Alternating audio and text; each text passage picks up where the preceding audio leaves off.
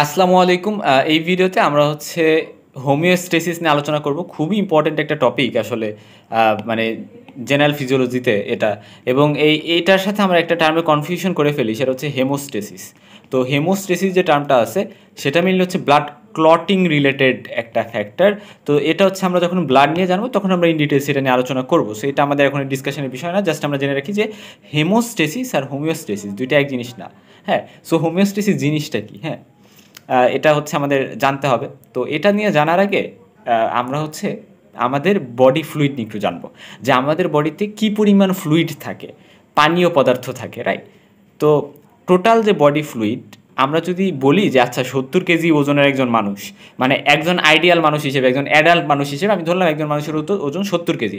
তো 70 কেজি একটা পার্সন, তার বডিতে আমরা মনে রাখবো যে 60% হচ্ছে ফ্লুইড থাকে, 60% ফ্লুইড বা ওয়াটার থাকে। হ্যাঁ, তো তার মানে কি 70 কেজিতে যদি আমি 60% বলি তাহলে কি 70 কেজির একজন পার্সন, সো 70 কেজির মধ্যে 60%, তাহলে এটা কত হবে? এটা হচ্ছে তাহলে কিন্তু মানে 42 হবে, রাইট? এটা 42 হবে, 42। তার মানে হচ্ছে 42 লিটার, 42 লিটার ওয়াটার থাকে একজন 70 কেজি পার্সনের বডিতে। ঠিক আছে, তো টোটাল 42 লিটারের মধ্যে এক্সট্রা সেলুলার ফ্লুইড থাকে 14 লিটার, বা 1/3। আমি যদি এখানে একটু লিখতে চাই যে 1/3, আচ্ছা আমি একটু কালারটা চেঞ্জ করি, যে 1/3। আর ইন্টারসেলুলার ফ্লুইড থাকে 28 লিটার বা 2/3। এখন কথা হচ্ছে যে এই এক্সট্রা সেলুলার ফ্লুইড আর ইন্টারসেলুলার ফ্লুইড বলতে আসলে কী বোঝায়, এটা আমাদের একটু বুঝতে হবে। আচ্ছা, এটা বোঝানোর আগে আমি একটা কাজ করি, সেটা হচ্ছে যে এক্সট্রা সেলুলার ফ্লুইডকে আমরা ইসিএফ এভাবে বলতে পারি, আর ইন্টারসেলুলার ফ্লুইডকে আমরা আইসিএফ এভাবে বলতে পারি। যে আচ্ছা, intercellular fluid, extra cellular fluid, আমরা জানি আমাদের অনেক সেল থাকে, রাইট? এরকম সেল থাকে। তো এই সেলের মাঝে, অর্থাৎ আমি একটু দেখাই, এই যে দুইটা সেল, এই দুইটা সেলের মাঝ দিয়ে এখানে যে ফ্লুইড আছে, যে বাহির দিয়ে, সেলের ভিতরে না, সেটাকে আমরা বলতেছি ইসিএফ। সেটাকে আমরা কি বলতেছি? সেটাকে আমরা বলতেছি ইসিএফ। আর এই যে যে সেলগুলা, এই সেলের মধ্যে যে ফ্লুইড আছে, এখান দিয়ে যে ফ্লুইড আছে, এটাকে আমরা বলতেছি হচ্ছে আইসিএফ। সোজা কথা, যে সেলের বাহিরে যে ফ্লুইড সেটাকে ইসিএফ বলি, সেলের মধ্যে যে ফ্লুইড সেটাকে বলি আইসিএফ। হ্যাঁ, তো আইসিএফটা বেশি থাকে, এটা থাকে হচ্ছে 2/3। তাহলে 42 লিটার 2/3 কত? 28 লিটার। ঠিক একইভাবে মানে 14 লিটার হচ্ছে 1/3 অফ মানে 42 লিটার। সো এটা খুবই ইম্পর্টেন্ট। এখন এক্সট্রা সেলুলার ফ্লুইডকে আবার আমরা ইন্টারস্টিশিয়াল ফ্লুইড, প্লাজমা, এই দুটোকে ভাগ করতে পারি। তার মানে কি, ব্লাডের যে প্লাজমা পোর্শনটা, সেই প্লাজমা পোর্শনটা কিন্তু এক্সট্রা সেলুলার ফ্লুইডের পার্ট। এটা খুবই ইম্পর্টেন্ট, এটা নিয়ে আমরা আরেকটু ভালো করে জানবো একটু পরেই, আরেকটু ক্লিয়ার হবে তাহলে আমাদের। আচ্ছা, তো তারপর হচ্ছে যে ইন্টারস্টিশিয়াল ফ্লুইডকে আমরা আরও বেশ কয়েকটা ভাগে ভাগ করতে পারি, তবে তার মধ্যে এই ট্রান্সসেলুলার ফ্লুইডও কিন্তু আছে। এটা আমাদের ইম্পর্টেন্ট জানতে হবে। জিজ্ঞেস করে যে ট্রান্সসেলুলার ফ্লুইড কী কী আছে, আনসার হচ্ছে আমাদের যে সেরেব্রোস্পাইনাল ফ্লুইড থাকে ব্রেইনে, সেই সিএসএফ, বা ইন্টা অকুলার যে ফ্লুইড, রাইট, আয়ের মধ্যে যে ফ্লুইড থাকে সেগুলা। তারপরে fluid in GIT and respiratory tract, মানে গ্যাস্ট্রোইন্টেস্টাইনাল সিস্টেম বা জিআইটিতে, বা হচ্ছে রেসপিরেটরি ট্র্যাক্ট বা আমাদের যে শ্বসন নালী, সেখান দিয়ে যে ফ্লুইডগুলো থাকবে সেগুলা। তারপরে পোটেনশিয়াল বিভিন্ন স্পেস, যেমন হচ্ছে pleural cavity, peritoneal cavity, pericardial cavity, এই সকল জায়গায় যে ফ্লুইডগুলো থাকবে সেগুলো কিন্তু এই ট্রান্সসেলুলার ফ্লুইডের মধ্যে পড়ে। এই জিনিসটা আমাদের জানতে হবে। ইন্টারস্টিশিয়াল ফ্লুইড জিনিসটা কি, সেটা আমরা এখন জানবো। হ্যাঁ, তো এখন এই ছবিটা একটু ভালো করে লক্ষ্য করো। এই ছবিতে আমি দেখানোর ট্রাই করছি যে ধরো এই যে একটা সেল, ঠিক আছে, এই যে একটা সেল, তো ওই সেলের এই যে হচ্ছে সেল মেমব্রেন। হ্যাঁ, কারণ আমি বলছি যে এই যে পুরাটা একটা সেল, সেই সেলের মধ্যে এইটুকু হচ্ছে সেল মেমব্রেন। তো এখানে কাহিনীটা এরকম যে এই সেল মেমব্রেন এবং এই সেল মেমব্রেনের বাহিরে এখানে আমি ধরলাম আরেকটা সেল, তো আরেকটা সেলের মাঝে এখানে তো ফাঁকা জায়গা, রাইট? ব্যাপারটা এরকম আর কি। তো এই ফাঁকা জায়গার মধ্যে এখানে কি আছে, আমি বলছিলাম যে এক্সট্রা সেলুলার ফ্লুইডকে আমরা ভাগ করি ইন্টারস্টিশিয়াল ফ্লুইড আর প্লাজমা। হ্যাঁ, তো এই যে হচ্ছে ক্যাপিলারি মেমব্রেন, আর এই জায়গায় তো হচ্ছে ব্লাড, মানে ব্লাডের প্লাজমা পোর্শনটা। হ্যাঁ, মেইনলি এই ক্যাপিলারি মেমব্রেনে কিন্তু বিভিন্ন পোর থাকে, তো এই পোর দিয়ে প্লাজমা থেকেই একটা মডিফাইড ফ্লুইড বাইরে বের হয়ে আসে, সেটাই হচ্ছে ইন্টারস্টিশিয়াল ফ্লুইড। আর এটা কিন্তু সেলের বাহিরে, রাইট? এই পুরো পোর্শনটা কিন্তু সেলের বাহিরে, এই জন্যই তো আমরা বলতেছি এক্সট্রা সেলুলার ফ্লুইড। তো ইন্টারস্টিশিয়াল ফ্লুইডে, বা আমরা বলতে পারি এক্সট্রা সেলুলার ফ্লুইড যদি আমরা বলি একটা টার্ম, তো এক্সট্রা সেলুলার ফ্লুইডের মধ্যে সোডিয়াম আয়ন কিন্তু বেশি থাকে, ক্লোরাইড আয়ন বেশি থাকে, বাইকার্বনেট আয়ন বেশি থাকে, খুবই ইম্পর্টেন্ট। কিন্তু আইসিএফ বা ইন্টারসেলুলার ফ্লুইডে পটাশিয়াম আয়ন বেশি থাকে, ম্যাগনেসিয়াম আয়ন বেশি থাকে এবং প্রোটিনিশিয়াস বিভিন্ন কম্পাউন্ড বেশি থাকে। এজন্যই ইন্টারসেলুলার ফ্লুইড কিন্তু মানে ইন্টারসেলুলার যে জায়গাটা, এই জায়গাটা কিন্তু বেশি নেগেটিভলি চার্জড হয়। এটা ইম্পর্টেন্ট, নেগেটিভলি চার্জ ইউজুয়ালি হয়ে থাকে। এটা আমাদের জন্য একটা ভালো ইনফরমেশন। এরপরে আসা যাক যে আমরা এখানে ডেফিনেশনগুলো দিয়ে দিছি যে টোটাল বডি ফ্লুইড কি, এক্সট্রাসেলুলার ফ্লুইড কি, ইন্টারসেলুলার ফ্লুইড কি, ইন্টারস্টিশিয়াল ফ্লুইড কি। ইন্টারস্টিশিয়াল ফ্লুইড কি? The fluid present outside the vascular system and between the cells of the body. So ব্যাপারটা কী দাঁড়াইলো যে এই যে ভাস্কুলার সিস্টেম এবং এই যে সেল, এদের মাঝে যে ফ্লুইডটা, এই ফ্লুইডটাকে আমরা বলতে চাইছি ইন্টারস্টিশিয়াল ফ্লুইড। সেই জিনিসটা আমাদের মাথায় রাখতে হবে। হ্যাঁ, আচ্ছা, এখন যদি বলে যে আচ্ছা আমরা 70 কেজি বের করছি, তাহলে 50 কেজি একজন পার্সনের বডিতে বডি ফ্লুইডের ডিস্ট্রিবিউশনটা আইসিএফে কত, ইসিএফে কত, এটা আমরা বের করতে পারবো। কারণ 50 কেজি একজন পার্সনের বডিতে, কারণ হচ্ছে এই যে 50 কেজি একজন পার্সন, তো এই পার্সনের বডিতে 60% থাকবে ওয়াটার। তো আমরা ফার্স্টে ওই জিনিসটা বের করে নিব যে আচ্ছা 50 কেজির 60% কত লিটার হয়। তারপরে সেই যত লিটার হবে সেটাকে আমরা কী করবো যে 2/3 হবে আইসিএফে এবং 1/3 থাকবে হচ্ছে ইসিএফে। সো সেভাবে আমরা বের করে নিব। হ্যাঁ, এবং ইসিএফের মধ্যে কী কী ফ্লুইড থাকে সেটা আমি অলরেডি বলছি। ঠিক আছে, এখন আমরা চলে যাব যে ইন্টারনাল এনভায়রনমেন্ট। ইন্টারনাল এনভায়রনমেন্ট জিনিসটা কি, যে ইসিএফকে ইন্টারনাল এনভায়রনমেন্ট বলা হয়, এটা আমাদের জানতে হবে। হ্যাঁ, যদিও ইসিএফ মানে এক্সট্রা সেলুলার ফ্লুইড, বাট এটাকে কিন্তু আমরা ইন্টারনাল এনভায়রনমেন্ট বলে থাকি। এই জিনিসটা যদি আমাদের মাথায় গেঁথে থাকে তাহলে আমরা অনেক কিছু কিন্তু বুঝবো, যে হোমিওস্টেসিসের ডেফিনেশনটা আমাদের বুঝতে সুবিধা হবে। ইসিএফে মানে এক্সট্রা সেলুলার ফ্লুইডে অনেক জিনিসপাতি থাকে, যেমন অক্সিজেন থাকে, কার্বন ডাইঅক্সাইড থাকে, সোডিয়াম আয়ন থাকে, রাইট। তারপরে পটাশিয়াম আয়ন থাকে, তারপর হচ্ছে ক্যালসিয়াম আয়ন থাকে, ক্লোরাইড আয়ন থাকে, বাইকার্বনেট আয়ন থাকে। এগুলো কিন্তু আমি অলরেডি বলে আসছি যে আচ্ছা এই আয়নগুলো এক্সট্রা সেলুলার ফ্লুইডে বেশি থাকে। তারপর হচ্ছে গ্লুকোজ থাকে, তারপরে বডি টেম্পারেচার এক্সট্রা সেলুলার ফ্লুইডে কেমন থাকে এই বিষয়গুলো, অ্যাসিড বেস এর যে মানে পিএইচটা, সেই পিএইচের অবস্থা কেমন থাকে, সো এই পুরো বিষয়গুলো এখানে দেওয়া আছে। এখন যেটা আমাদের মাথায় রাখতে হবে যে এই জিনিসগুলো কিন্তু এক্সট্রাসেলুলার ফ্লুইডে থাকে। এবং আমাদের যে সেল, আমি ধরলাম যে এই যে একটা সেল, এই যে একটা সেল, এই যে একটা সেল, তো এই সেলগুলো সারভাইভ করার জন্য সেলগুলোর কিন্তু এই জিনিসগুলো খুবই প্রয়োজন হবে। এই জিনিসগুলো ছাড়া এই সেল সারভাইভ করতে পারবে না। এবং এই জিনিসগুলো যেহেতু ইসিএফে থাকে, এখানে ইসিএফে এই জিনিসগুলো আসে, তাহলে ইসিএফ থেকে সেলগুলো কিন্তু এই জিনিসগুলোর সাপ্লাই পাবে। সেলগুলোর মধ্যে ইসিএফ থেকে এই গ্লুকোজ, অক্সিজেন এগুলো ঢুকবে। তো সেলের যদি সার্ভাইভ করতে হয় এগুলো মাস্ট লাগবে বাহির থেকে। সেল ভিতরে এদের জন্য এই জিনিসগুলো নাই, এগুলো বাহিরে আছে। সো ইসিএফ যেহেতু এগুলো প্রোভাইড করবে, ইসিএফ এই যে এসেনশিয়াল নিউট্রিয়েন্টসগুলো সেলে দিবে ইসিএফ থেকে, এই জন্য ইসিএফকে ইন্টারনাল এনভায়রনমেন্ট বলা হয়। এবং এই জন্য কিন্তু আমাদের ইন্টারনাল এনভায়রনমেন্ট, এটার আরেকটা নাম আছে, সেটা হচ্ছে মিলুই ইন্টেরিয়র। হ্যাঁ, এটাকে মিলুই ইন্টেরিয়র বলা হয়। সম্ভবত বিজ্ঞানী বার্নার্ড, আমি নামটা একটু লিখি, সম্ভবত বিজ্ঞানী বার্নার্ড এই নামটা দিছে। হ্যাঁ, বার্নার্ড। So milieu interior. হ্যাঁ, সো জানলাম যে আমরা ইসিএফকে ইন্টারনাল এনভায়রনমেন্ট বা মিলিউ ইন্টেরিয়র বলা হয়। এবং এটা ইসিএফটা খুবই ইম্পর্টেন্ট। ইসিএফ এর ইম্পর্টেন্স আর একটা হচ্ছে যে এই জায়গায় কিন্তু সব কিছু একটা ইম্পর্টেন্ট বা একটা ফিক্সড ভ্যালুতে থাকতে হবে। যেমন অক্সিজেন বা আমি সোডিয়াম আয়নের কথা যদি একটু বলি, যে সোডিয়াম 142 মিলিমোল পার লিটার, এই জিনিসটা যদি আমরা বলি, আচ্ছা ঠিক আছে, এটাতে থাকতে হবে।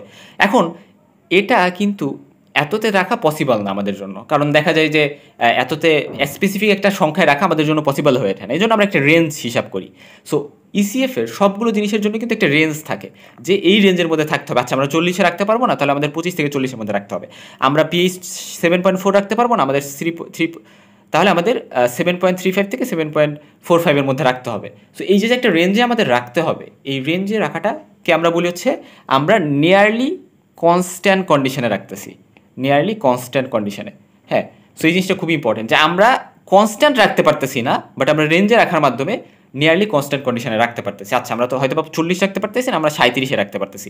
আমরা তো 142 রাখতে পারতেছি না, আমরা 137 রাখতে পারতেছি। বা আমরা 7.4-ই রাখতে পারতেছি না, আমরা 7.35 রাখতে পারতেছি। সো এই যে বিষয়গুলো আমরা কাছাকাছি রাখতে পারতেছি, নিয়ারলি বা কাছাকাছি রাখতে পারতেছি, এটাকে আমরা বলি হচ্ছে যে ইন্টারনাল এনভায়রনমেন্ট বা ইসিএফে আমরা নিয়ারলি কনস্ট্যান্ট একটা কন্ডিশন মেনটেন করতেছি। এখানেই আমরা হোমিওস্টেসিসের ডেফিনেশনটা পড়বো, যে maintenance of nearly constant condition in the internal environment is called homeostasis. এই যে ইসিএফ ইন্টারনাল এনভায়রনমেন্ট একটা নিয়ারলি কনস্ট্যান্ট কন্ডিশন সবসময় মেনটেন করে রাখা। অর্থাৎ যদি 40 মানে, তো ব্যাপারটা হচ্ছে এরকম যে আচ্ছা 25 থেকে 40-এর মধ্যে আমার রাখতে হবে, কিন্তু এখানে যদি 50 হয়ে যায় সেটা করতে দেওয়া যাবে না। এটা হইতে দেওয়া যাবে না। তো এটা যাতে না হয় 25 থেকে 40-এর মধ্যে যাতে থাকে, একটা নর্মাল কন্ডিশন বজায় থাকে, একটা কনস্ট্যান্ট কন্ডিশন বজায় থাকে, কনস্ট্যান্ট না থাকলেও নিয়ারলি কনস্ট্যান্ট যাতে থাকে, এই যে মেইনটেনেন্সটা করা, এটাকে বলে আমরা হোমিওস্টেসিস। তো আমাদের বডির জন্য হোমিওস্টেসিস মেনটেন করা খুবই ইম্পর্টেন্ট। যেমন লাংয়ের ক্ষেত্রে, আর লাংয়ের ক্ষেত্রে কী হয় যে lungs provide oxygen to the ECF, অর্থাৎ ইসিএফে যে অক্সিজেনটা আসে সেটা কিন্তু লাং থেকে আসে, যাতে হচ্ছে সেল তো অনেকগুলো অক্সিজেন ইউজ করে ফেলছে বা ইউজ করে, প্রতিনিয়ত সেলের অক্সিজেন লাগে। তো সেই অক্সিজেনগুলো সাপ্লাই দেওয়ার জন্য লাং কিন্তু ইসিএফে অক্সিজেন প্রোভাইড করে। ঠিক একইভাবে কিডনি কিন্তু আয়নিক কনসেন্ট্রেশন মেনটেন করে, আয়নের ট্রান্সপোর্টেশনের মাধ্যমে, রিঅ্যাবজর্পশন বা মানে ভিতরে থাকার মাধ্যমে সোডিয়াম বা ইম্পর্টেন্ট আয়নগুলো, রাইট, এটা খুব ইম্পর্টেন্ট। তারপরে জিআইটি কিন্তু নিউট্রিয়েন্টস দেয়, আমরা জানি যে খাবারের অ্যাবজর্পশন, ডাইজেশন, অ্যাবজর্পশন এখান থেকে হয়। তারপরে বাফার, বডি বাফার এবং কিডনি এবং রেসপিরেটরি সিস্টেম, এগুলো কিন্তু অ্যাসিড বেস ব্যালেন্স মেনটেনে সহযোগিতা করে। এই জিনিসগুলো নিয়ে আমরা পরবর্তীতে জানবো। সো হোমিওস্টেসিস জিনিসটা কি সেটা আমরা জানছি। এখন হোমিওস্টেসিস যদি আমাদের মেনটেন করতে হয়, এক্ষেত্রে কি আমাদের বিভিন্ন কন্ট্রোল সিস্টেম কাজ করে। কন্ট্রোল সিস্টেম কিন্তু কাজ করবে। কন্ট্রোল সিস্টেম মানে কি, এই যে যেমন কন্ট্রোল সিস্টেম বলতে cardiovascular system, digestive system, endocrine system, আমাদের বডিতে যে সিস্টেমগুলো আছে এগুলোকে আমরা বলতেছি কন্ট্রোল সিস্টেম। তো এই কন্ট্রোল সিস্টেমের কম্পোনেন্টসগুলো এখানে দেওয়া আছে, আমরা একটু দেখে নিব।